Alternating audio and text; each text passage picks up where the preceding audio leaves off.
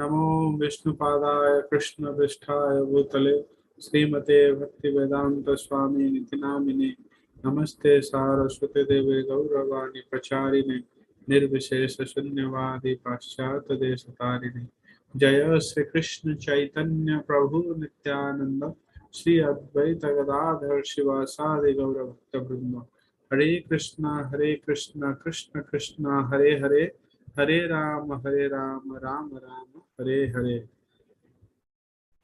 Hare Krishna. Welcome all of you to our daily Bhagavad Gita reading session. By Lord's mercy, we have completed chapter 1. Now we are proceeding to chapter 2. In chapter 1, we saw the chapter 1 ended with verse number 46. Eva mukta arjuna sankhye rathopastha upavishat visrujya sasaram chapam soka sambhikna manasa. So Arjuna, casting aside his bow and in a very overwhelming way, he is expressing his deep desire not to fight. Shoka sambhikna. He is literally crying. He has lost all his composure. Visrijya sasarang chapam. And he has cast aside his bow. So for a Kshatriya to drop his bow and arrow, this is not a good sign. So it's like in our daily condition, in our normal routine life,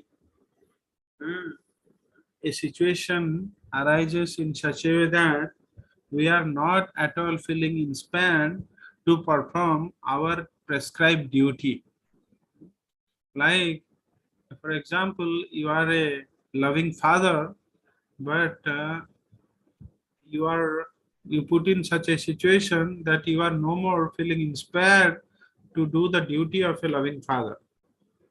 That's not good. That's not a good sign.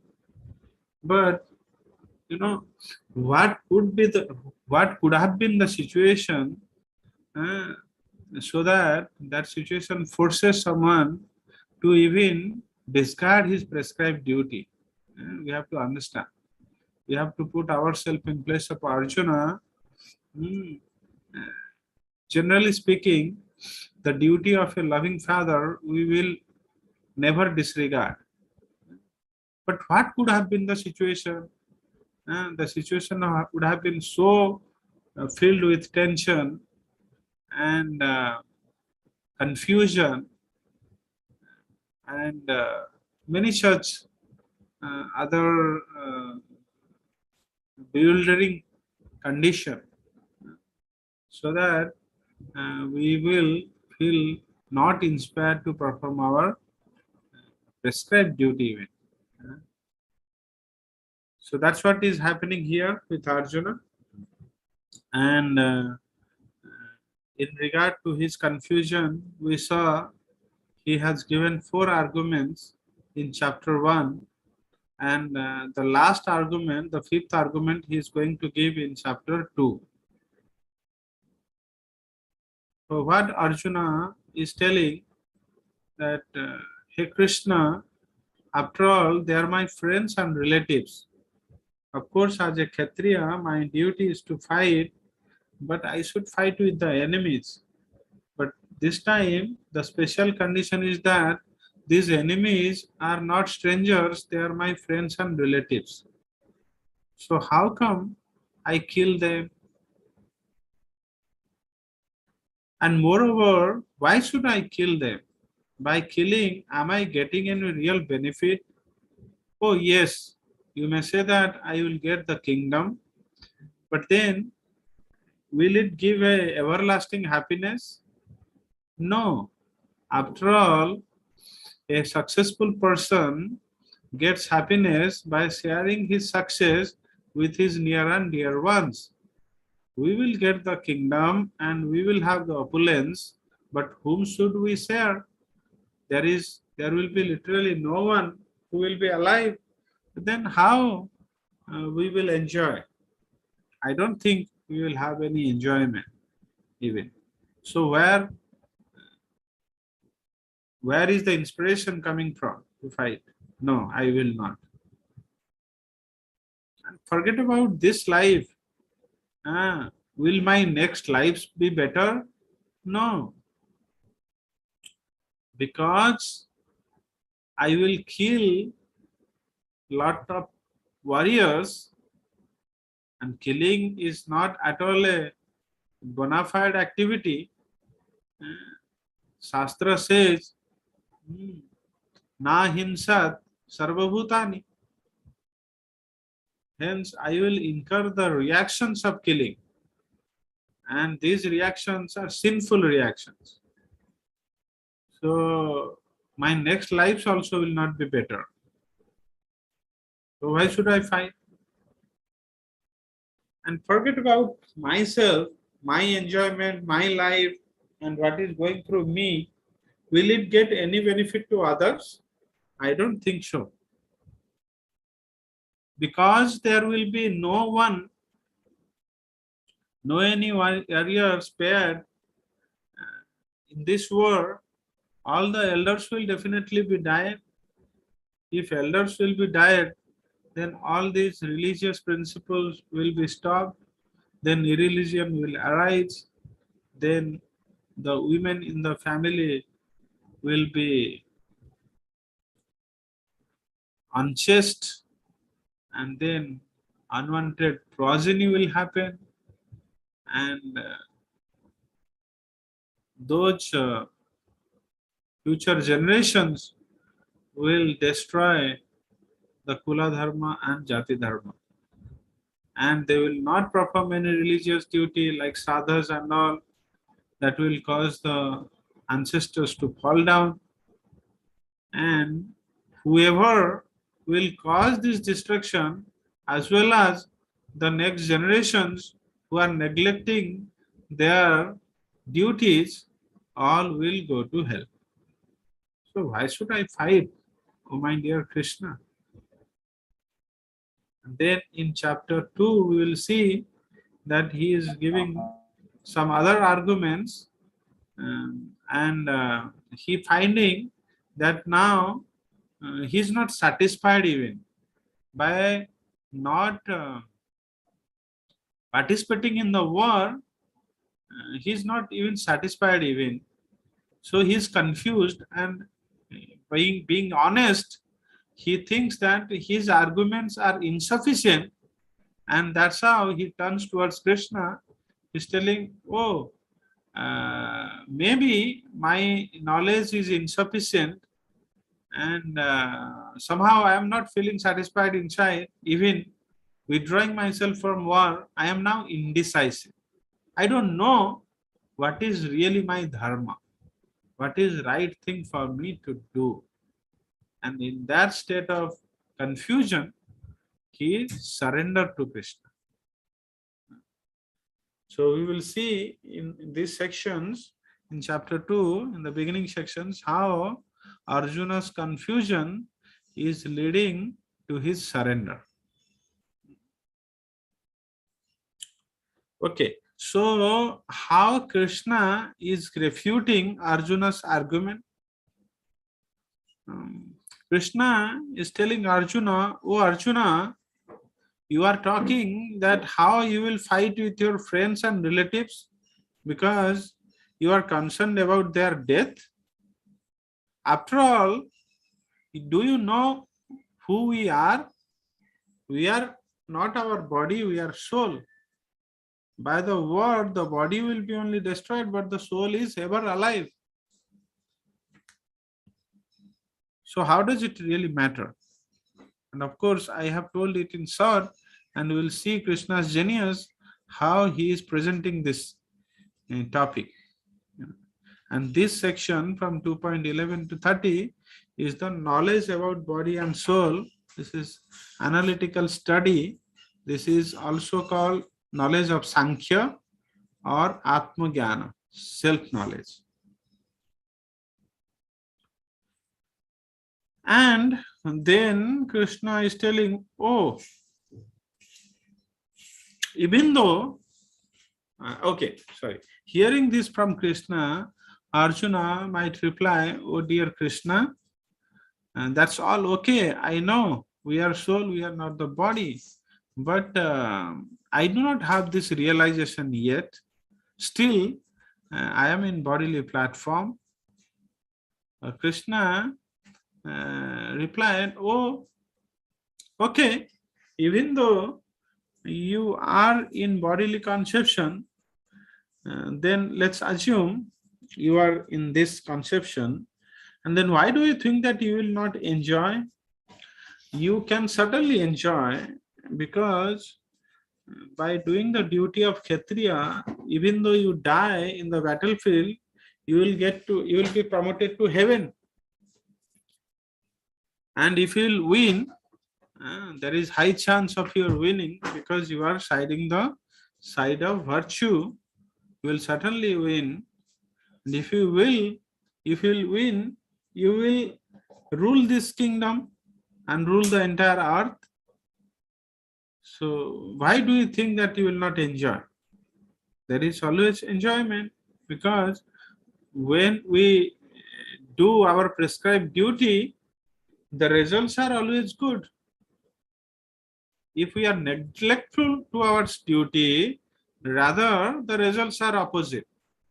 Like failing to do the duty of Kshatriya is a sin.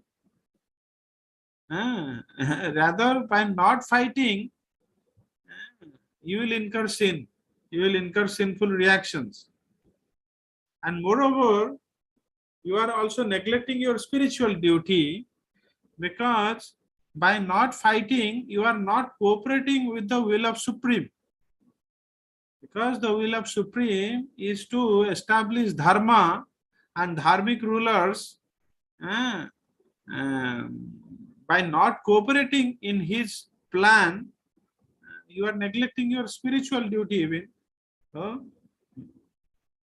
in this neglectful attitude, you will incur sinful reactions.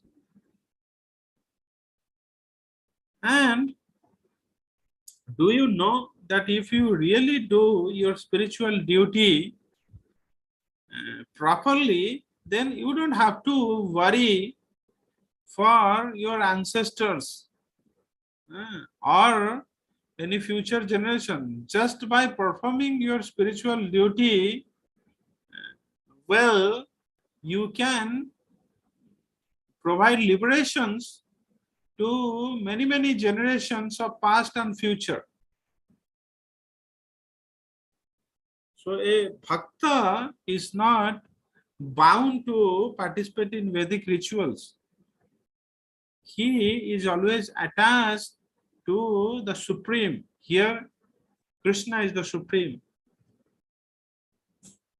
So he has to attach to Krishna and his will and his plan and cooperate. He should not be attracted so much towards the Vedic rituals.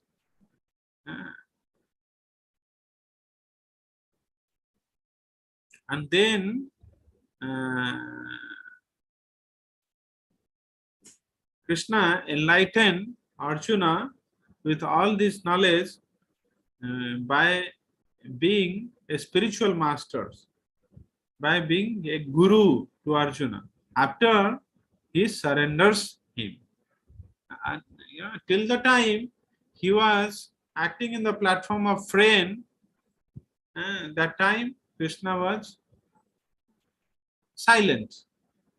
But when Arjuna accepted that, oh, Krishna is higher in knowledge, my material knowledge are insufficient to clear my confusion, he surrendered to Krishna, accepting him as Guru.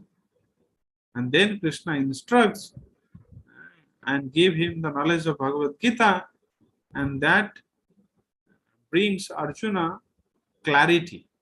So Bhagavad Gita is a journey of confusion to clarity. It is a journey of confusion to clarity. So, why we are studying Bhagavad Gita daily, half an hour? Because by this precious knowledge, you know, this precious knowledge will enlighten us and empower us so that at any moment of our life when we are confused, overwhelmed, bewildered, then this knowledge will give us clarity. Almost everything is there inside. The only thing is that we have to know how to decode it.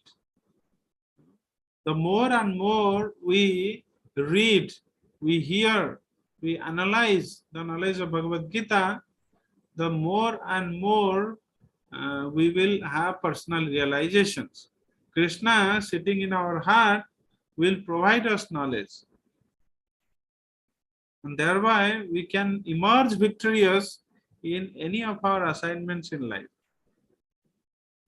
provided we are committed to the side of dharma. Here you see, that's what happened exactly in case of Arjuna. Arjuna was in the side of dharma, but he was confused. Some situation arose and he was confused. You see, we should be also acting like Arjuna. When we are confused, we have to honestly accept that our knowledge is insufficient. Like Arjuna surrendered to Krishna, he turns towards Krishna. Similarly, in any of the difficult situation, instead of abusing to the Lord, instead of blaming him, we should turn towards him. Oh my Lord, I have full confidence in you. You have put me in this situation knowing that I have the capacity and ability to overcome this situation. I have full confidence. The only thing is that I do not know how I will do it. Can you please show me the way? Can you please help me out? In this prayerful attitude, when we turn towards Krishna, then he will definitely help us, either personally or through any means. Definitely, this is going to happen. Okay, my battery is low. Please wait. I am bringing my charger.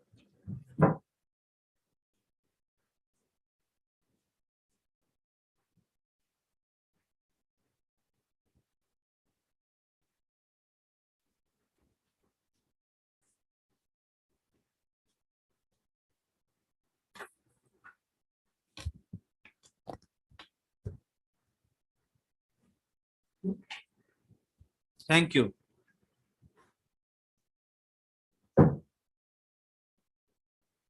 Is my voice audible?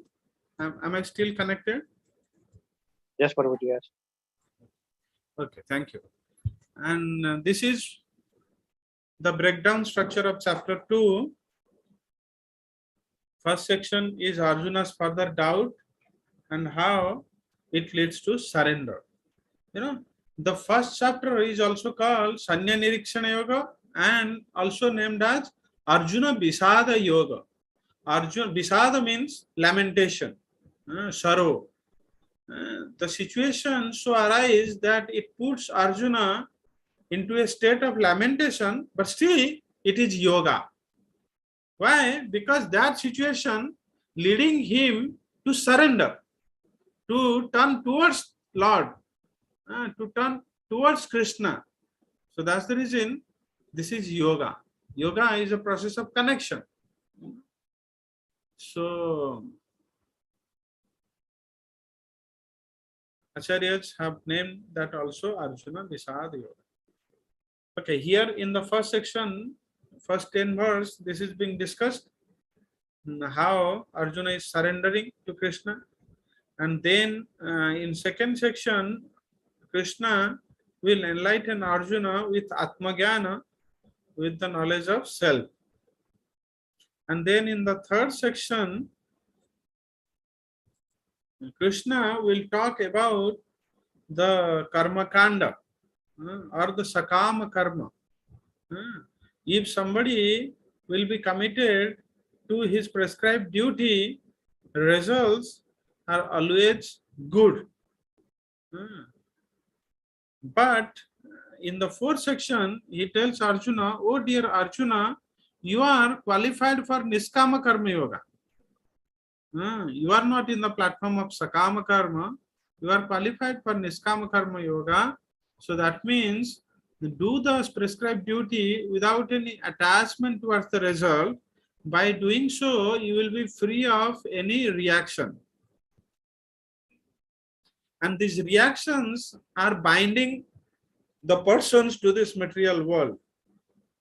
If all our actions bear no reactions, then you will not be bound to this material world.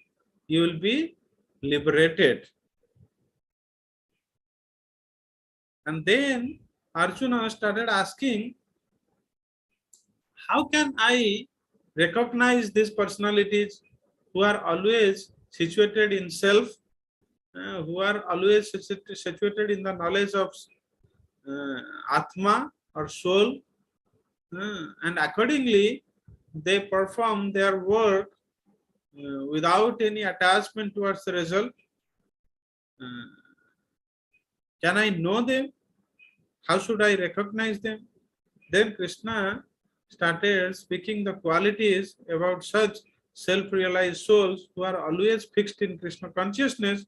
They are also called Sthita Prajna. So this is how this chapter will unfold to us. So let us go to verse number 1 today. And again, not to forget, chapter 2 is titled as Contents of Gita Summarized by our dear Srila Prabhupada. So what it means that almost all the knowledge what Krishna is going to speak throughout the 18th chapter are summarized here in chapter 2. At least in short, he's touching upon many such concepts in chapter 2. And further, he started expanding it in upcoming chapters. This chapter is very important and essential. Let us begin. Verse number 2.1. Sanjaya Vacha Tam Tatha Krupaya Vishtam Ashrupurna Kulekshanam Visidantam Idam Vakyam Uvacha Madhusudana. Please join with me in reciting. Sanjaya Vacha Sanjaya Vacha Tam Tatha Krupaya Vishtam Tam Tatha Kripyavishtam Ashrupurna Kulekshanam Astu Purna Kulekshanam Visidantam Idam Vakyam Visidantam Ivam Vakyam Uvacha Madhusudana. Muvachata Vatusudana. Sanjaya Uvacha Sanjaya Vacha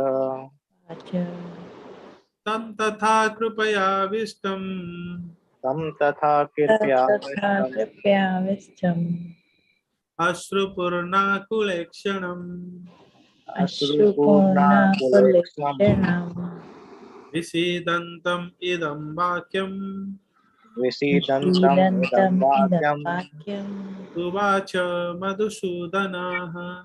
Uvacha Madhusudana.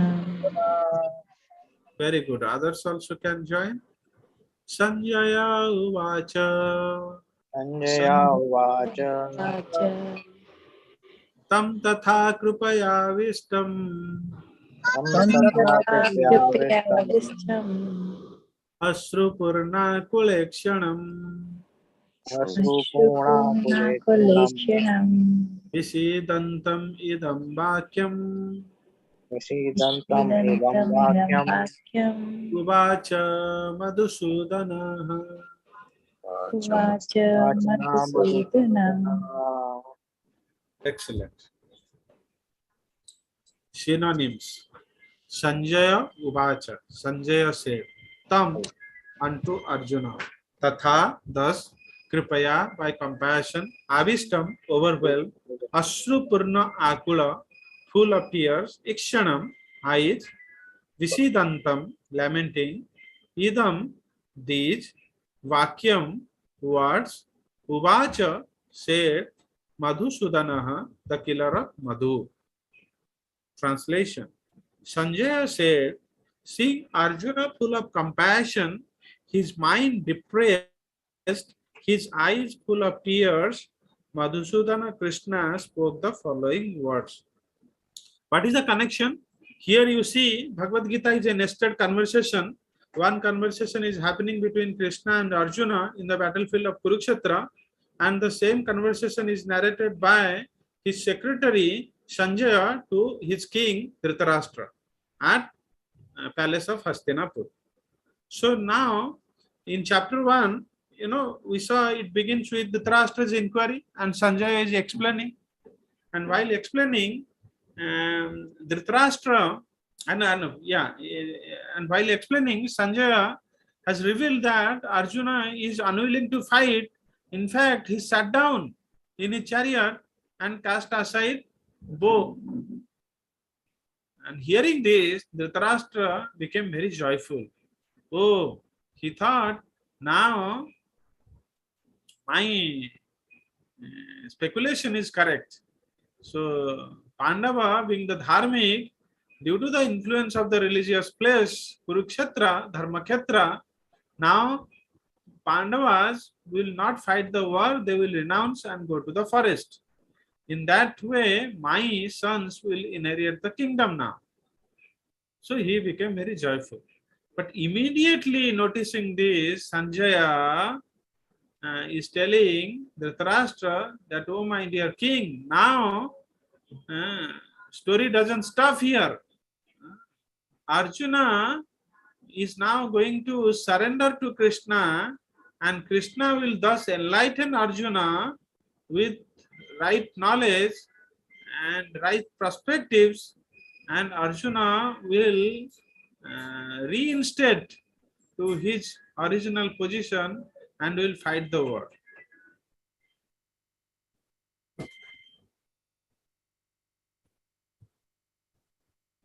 Madhusudana.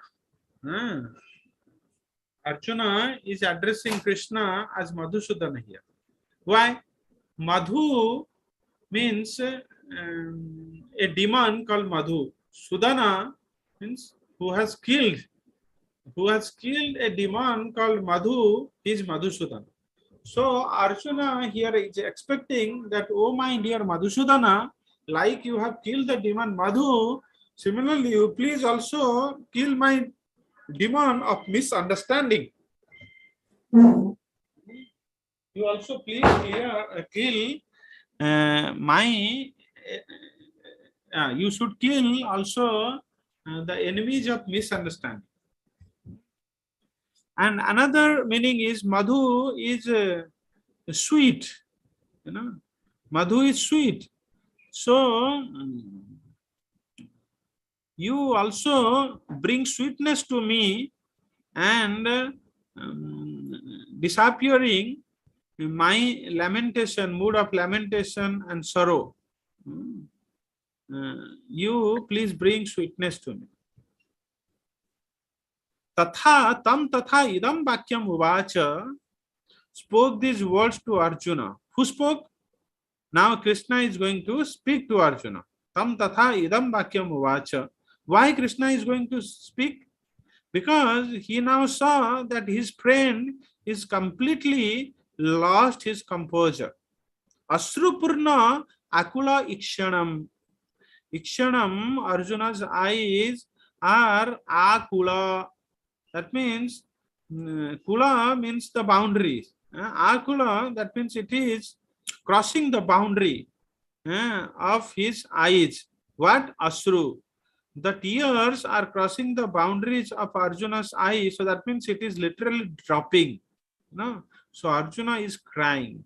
Seeing his friend crying, Krishna is going to speak these words to Arjuna. Hmm.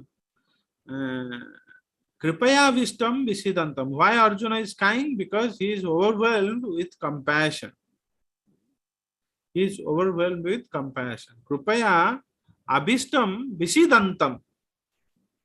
He is covered with Kripaya, by compassion, and that puts him into the state of lamentation. Visidantam.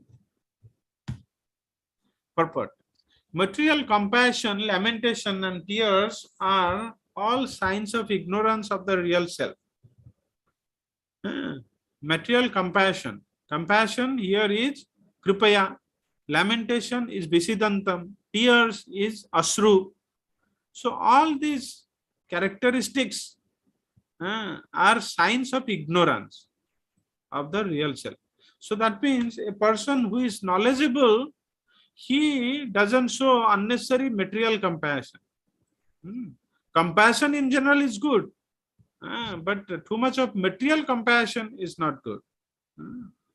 Okay, a person who is on knowledge, he will not have unnecessarily material compassion, he will not lament, and he will not cry, whatever may be the situation. If at all he will cry for the Lord only, because of his feeling of separations. That's what gives tears to him. Otherwise, all such other situations will not bring any lamentations or any tears to anyone who is really situated in his self-knowledge. Compassion for the eternal soul is self-realization. Compassion is good. Compassion should be in the platform of soul. Like you now get the knowledge of Bhagavad Gita, and now by getting this knowledge, you will propagate this knowledge to other soul. That is actual real compassion. That is real compassion. To bring out the best in someone or to enlighten someone, to help him to realize his soul, that is real compassion. So you might be seeing there are many preachers in ISKCON who are highly qualified. They are, spending more than half of the day in preaching, and that too without any remunerations, without any salary, nothing. Why?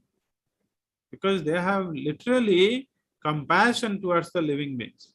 So Vaishnava has tremendous compassion towards the living entities, common living beings. He is always trying his level best to bring all the jivas at least some steps closer to Krishna. This is the real compassion. The word Madhusudana is significant in this verse. Lord Krishna killed the demon Madhu, and now Arjuna wanted Krishna to kill the demon of misunderstanding that had overtaken him in the discharge of his duty. No one knows where compassion should be applied. Compassion for the dress of a drowning man is senseless. Suppose a person is drowning. So, if we are feeling compassion towards him, what will save? Will save the person, not his dress. If we will save only his dress and let the person drown, so is it real compassion? No. So similarly, a person is drowning in this ocean of material nescience, Bhava Sansara. This Sansara, this material world is a ocean of nescience. So everybody is drowning here. So that means helping someone in the bodily platform is like rescuing his outward dress only. But that is okay. That should not be at the cost of drowning the person. A person has to be saved first, and thereafter, if you can save his dress also, that's good. But if someone is not doing anything to save the person himself, then it's not real compassion. So that's the reason bhakti is at highest platform. No any charity and any kind of benevolent work in society can go near to bhakti. No. All this altruistic work or charity, they are in the bodily platform. You can open n number of hospitals. That is good in a sense. That provides some benefits.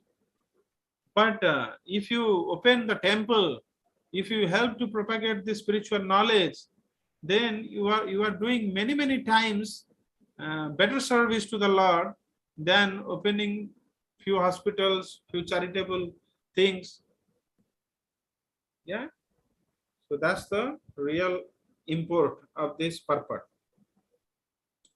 A man fallen in the ocean of nescience cannot be saved simply by rescuing his outward dress, the gross material body. One who does not know this and laments for the outward dress is called Shudra. Shudras, they are lower in knowledge. They are lower in knowledge. Their self-realization is at lowest platform among all these four Varna: Shudra, Vaishya, Kshatriya, and Brahmana. Brahmana considered to be the intelligent class. They are higher in the knowledge. That's the reason they do not expect any remunerations. They do not have big desire. They just simply enlighten the society with the spiritual knowledge. That's what a true Brahmana class should be.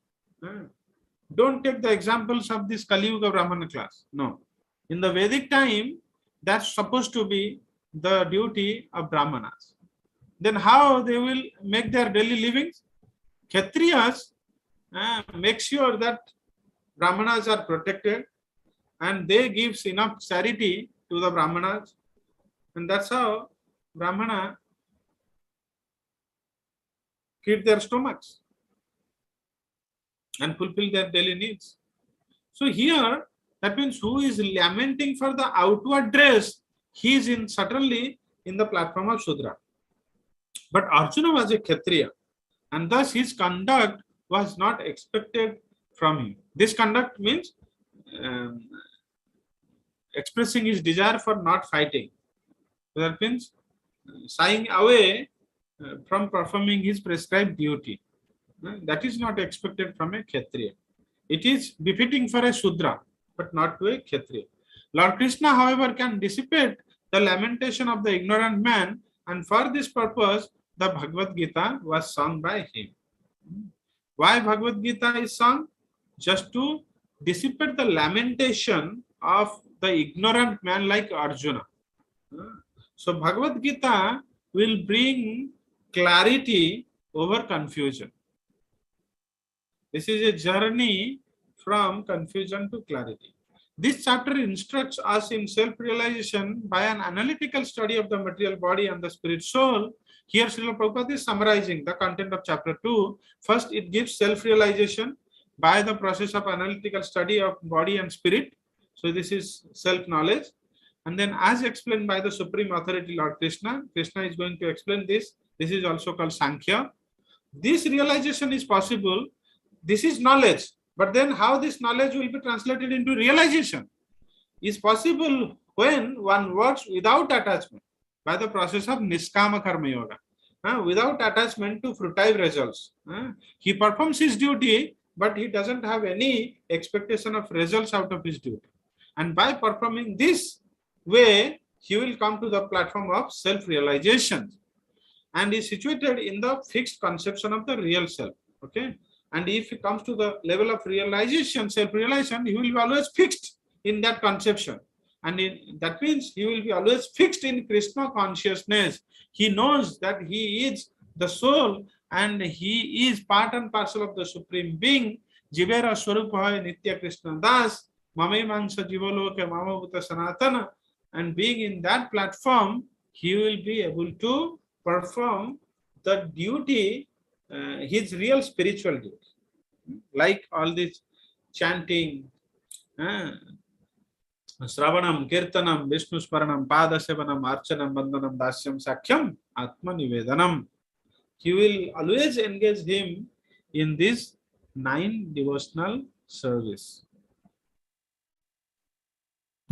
Okay, So here we end. Sorry for a little bit overshooting the time, but it's worth it. This is very important chapter and we have to know the connection. Okay, that's how we can assimilate it better. Thank you all very much for your patientful hearing. Srimad Bhagavad Gita ki jai, Srila Prabhupada ki jai. Hare Krishna. Have a nice day. Hare